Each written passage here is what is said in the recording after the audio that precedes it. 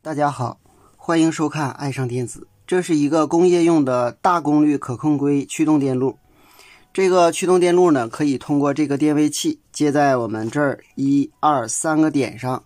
可以把可控硅的输出电压从0伏调到220伏。它是两个可控硅并联的，也就是说它同时驱动两个可控硅。它驱动的原理呢，是通过这个变压器，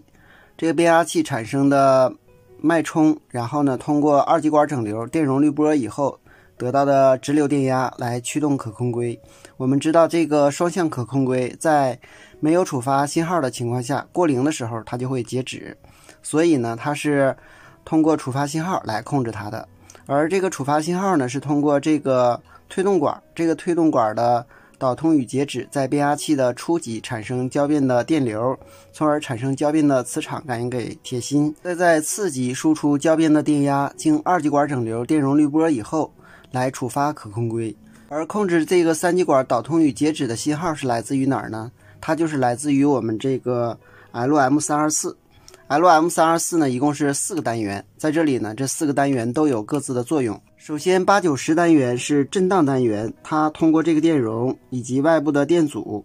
来输出一个震荡信号，在不受前级控制的情况下呢，它就是一个交变的 4.5 千赫的信号。这个信号呢，通过电阻来驱动我们的这个推动管，从而使功率管工作在开关状态，来推动变压器。而8、9、10单元的震荡信号呢，受到我们这个1、2、3单元的一角控制。一角通过这个二极管给它一个高电位加在它的9角上，它就会停震。所以只有一角输出低电位的时候，它才能够正常震荡。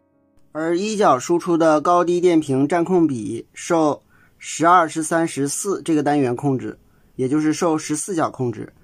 这个单元呢，它受我们电位器的位置控制，电位器调到一定的位置，14角输出的电压就不同，从而控制一角输出的占控比。同时1、2、3这个单元一角输出的信号呢，还受5、6、7这个单元控制，也就是受7角控制。7角是通过这个二极管来控制它的二角，从而呢使这个输出的占控比受控。7角是过零信号检测单元，通过外部的脉动直流送到它的6角，同时它的5角是接地的，这样呢就受外部信号触发，7角呢输出高低电平，从而呢使这个单元的二角受控，从而呢输出我们想要的信号。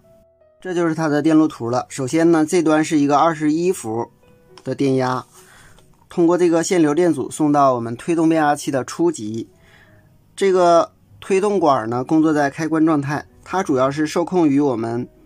8、9、10这个单元。8、9、10呢是通过我们这个位置有个电容和这个电阻形成震荡。当后级输出高电位的时候，也就是8角输出高电位的时候，通过电阻给这个电容充电。这端呢是通过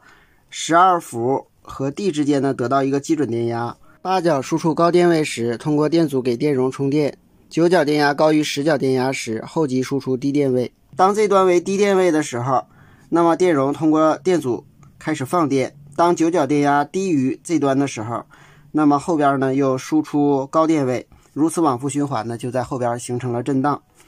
而这端输出的高电平呢，就会加在这个三极管的基极，使三极管导通。而为低电平的时候，由于二极管反偏截止，基极呢又有下分压电阻，这时三极管截止。接着我们看前边的过零检测信号，这一端呢就是接在整流桥负极的过零检测信号负脉冲，而这端呢有一个上拉的电阻接在12伏上，所以呢这个脉动直流呢它是一个有正有负的时候，所以呢在这端高于这端低电压的时候呢，这端就会输出负，而这端低于低电压的时候呢，它就会输出正。因为我们这个运放供电是正12伏和负12伏，所以当这端为负的时候，这个二极管就会导通；为正的时候呢，二极管反偏截止。这样呢，这个电压加在我们这个位置。当它导通的时候，这端是负电压，低于我们这个正向输入端，所以这端会输出高电位。当一角输出高电位的时候，由于反向输入端高于正向输入端，所以这个单元停振，后端输出一个低电位，三极管是截止的。而当负半周到来的时候，正向输入端高于反向输入端，这端输出的是正电压。当七角输出正，这时二极管反偏截止，这端不受影响。12伏通过限流电阻向这个电容充电，同时通过这个电阻给这个二角反向输入端供电。当二角电压高于三角的时候，一角输出低电压，二极管反偏截止，后边震荡电路不受影响。8、9、10单元输出驱动信号，从而驱动功率管。这个电位器上端接在12伏，下端接在 D 上，也就是0伏。这样电位器在调节的时候，就会在正向输入端得到一个电压。这个电压经这个运放大以后，由于我们知道它是正负供电的，所以呢，在这儿会得到一个相应的电压值。这个位置的电压越低，导通的电流越大，那么相当于给这个电阻进行分流，这个电容呢充电速度就会变慢。它的充电变慢，这时二角高于三角的时间就会缩短，二角高于三角的时间缩短，从而使一角输出高电位的时间长。